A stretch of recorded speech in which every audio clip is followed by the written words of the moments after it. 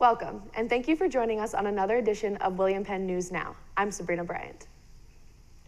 For the social media class, this was the event that they prepared for the whole semester. Like every other year, the students held their Break the Wall event at Smoky Row. However, this year, there were some struggles that the students had to face. Jasmine Sonnenschein has the details. Sunday afternoon at Smoky Row. This meant Break the Wall.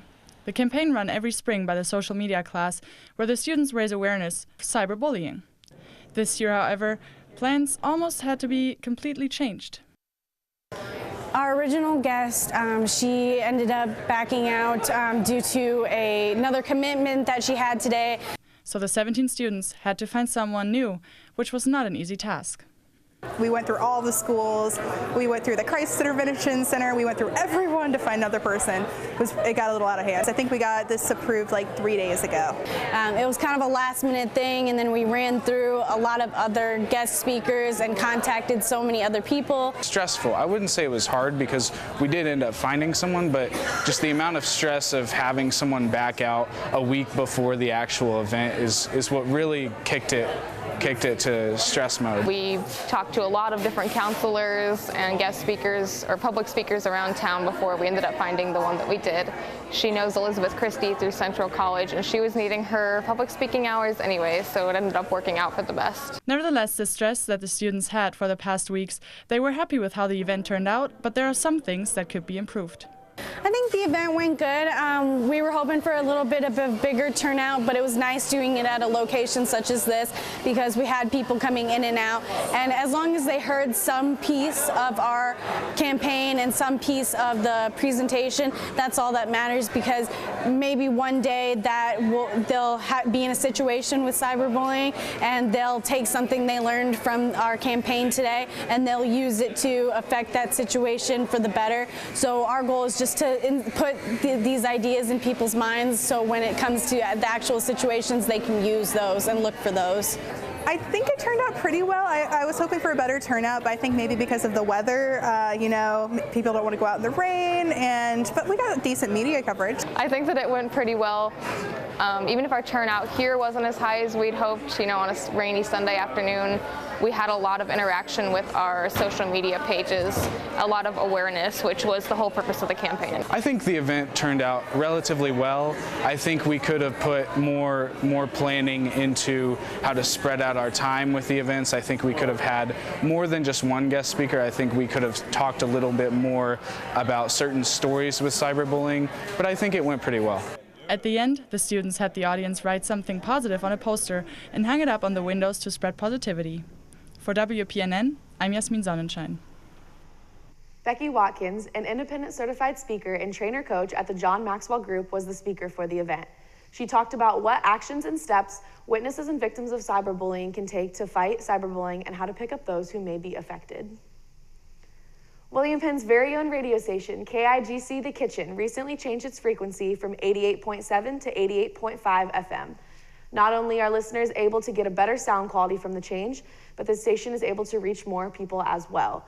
This is all coming from the opportunity to work with the local station 104.9 FM KBOE and 704 AM KMZN on an adjacent channel without any problems. This change allows the station to be transmitting up to 1,000 watts versus the old 250 on the old frequency. The radio station is also looking for summer DJs to host regular shows. So William Penn students, if you have any questions or you would like to host your own radio show, you are asked to contact Amanda DeVoir at devoira@wmpenn.edu or call 641-676-3400. This past week on April 25th and 26th, the William Penn University Jazz Band and Choir performed a themed 70s concert. Kadeem Ellington has the details. This past week, the William Penn University Jazz Band and Choir had a 2-day 70s-themed concert featuring music from Stevie Wonder, Earth, Wind & Fire, and of course, the Jackson 5.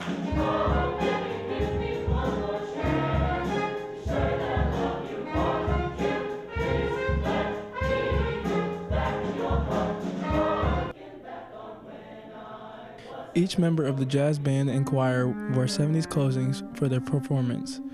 There was even a disco ball hanging over the show to set the scene.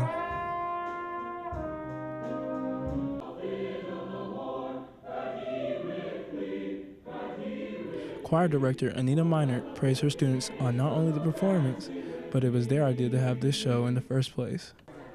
I'm very proud of our students. They do music that, the whole story revolves around, we came home on a bus trip last October, and the kids started singing songs on the bus, and it was 60s and 70s music, and we thought, you know what, this is a great time to capitalize on this, because it's tunes that everybody knows, and so it was really fun to learn. Trombone player Steve Residor also praised the performance he and the rest of his classmates gave. I think the performance went very well. Probably one of the best ones so far. Because each day it seems like our performances get better. We just recently went on tour and they did pretty well there, and so far this one is pretty good. The show was great, and everyone who came looked like they enjoyed it.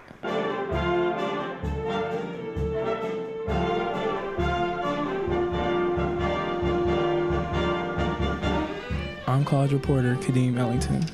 Well, it looks like the jazz concert was a fun way for the music program to end the school year. We'll be right back after a short break.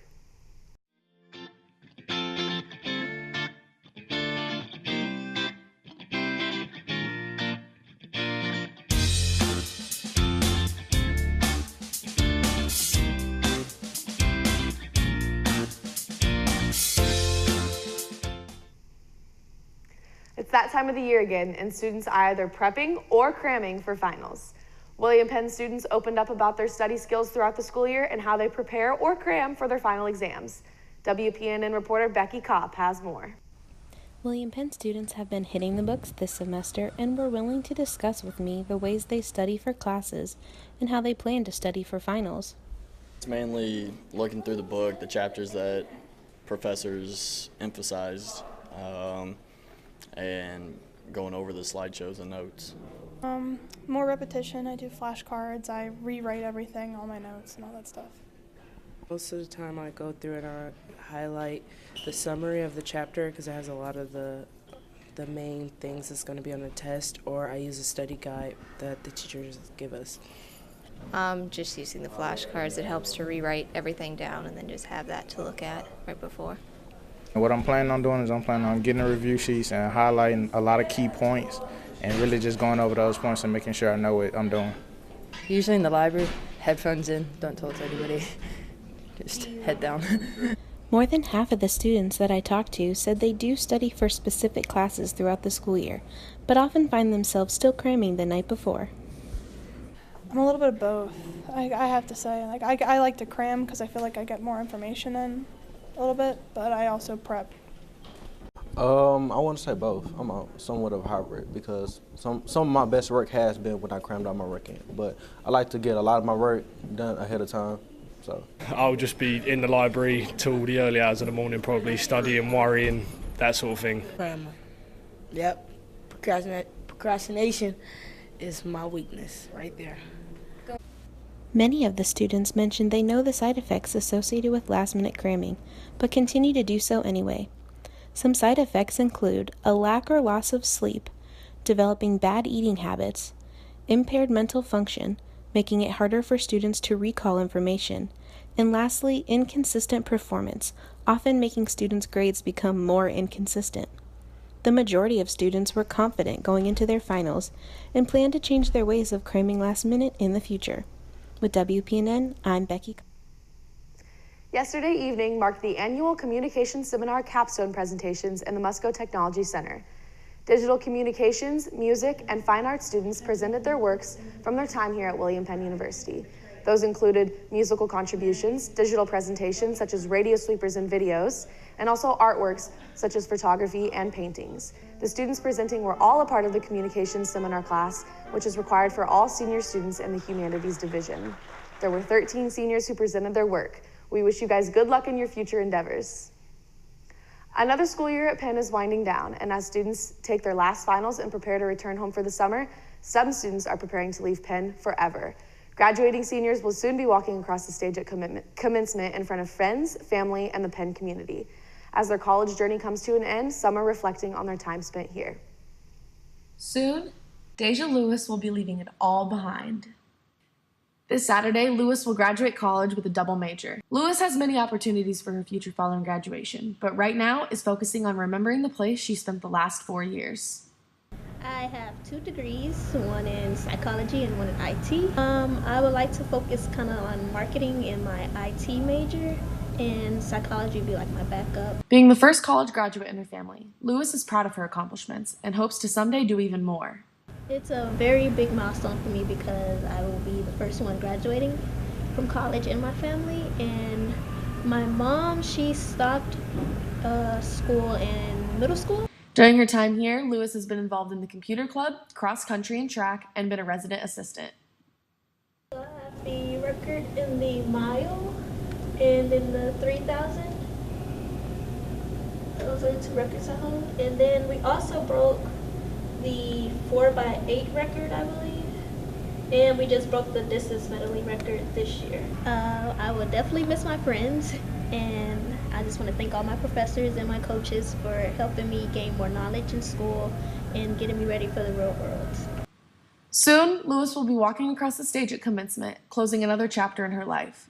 Like so many other of her classmates, she has one final message for the William Penn community. And the reason I designed my cap this way is because first, I do embrace my race, and I feel like young girls should also do that. And being educated is like very big for me. Leaving it all behind will be bittersweet for Lewis, but the memories made will not soon fade. We'll be back with sports after a short break.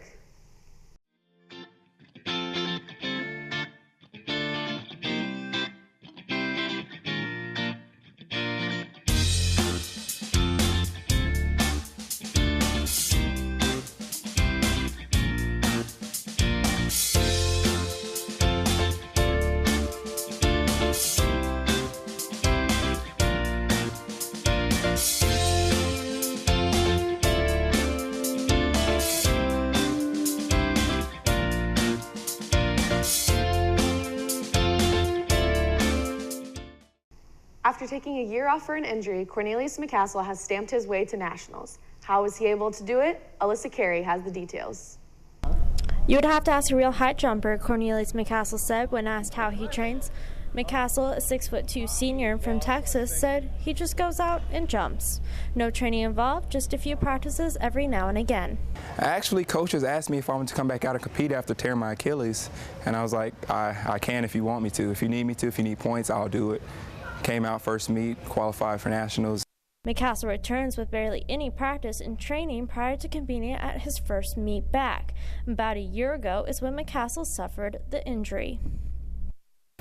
We were at, I think, Truman, that's in Missouri, and I was going through my J, and I hit a crack in the ground and tore it completely. Needed surgery. The Achilles is a strong rope structure that connects the muscle to the bone. When the muscle contracts, it pulls the tendon, which moves the bone. Despite the surgery and very little training, on April 22nd, McCastle jumped what is known as an A standard mark of 6'9". In track, there are both A and B standards, with the A standard being an automatic ticket to nationals in Gulf Shores, Alabama, and B standard at 6'5", being dependent on the number of those passing the A standard. With nationals only a few weeks away, the only question was if he was going to train or not. I don't know. If they say if it's not broke, don't fix it. So I think I'll just continue to do what I do. As we return into nationals, McCastle is ready to put his mind to work and see the results in a few short weeks. Reported for WPNN, I'm Alyssa Carey. Good luck to McCastle as he awaits for his chance to jump at nationals in Alabama starting on May 25th.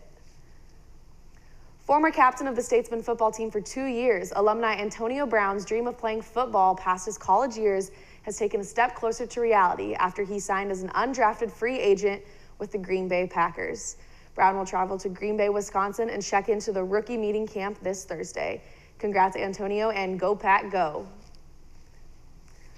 A popular hangout for students and community members had to lock their door for almost 4 months this spring, but community members and patrons have stepped up to keep things rolling. Hidden down South 11th Street, an empty parking lot seems to be the norm. And in January, a local hangout for college students and patrons had unexpectedly closed its doors. Oskaloosa Golf Course had closed up shop for a while, but recently reopened on April 1st. Corny Brower, a patron for almost a decade, says he is loyal to Oskaloosa Golf Course. There's a group of us that bought it from the bank when the country club shut down, and now I'm part of the new group trying to keep it open. Brower says a group of about 10 members is helping to keep the golf course going. Moving forward, there is one full-time pro shop employee and various others that will volunteer their time over the summer. Although the funds received have helped reopen the course, Brower says they are looking on long-term. Our first focus was when we got the news in January is, hey, what do we do to keep it open this year? The news came early in the season and affected many tournaments and outings that were scheduled at Oskaloosa Golf Course. Brower specifically hopes existing patrons, William Penn students, and possibly high school students will take heed that Oskaloosa Golf Course has been a public course for some time now. For WPNN, I'm Miranda Keeler. And that's it for this edition of WPNN. Thank you for joining us and enjoy your weekend, Statesman.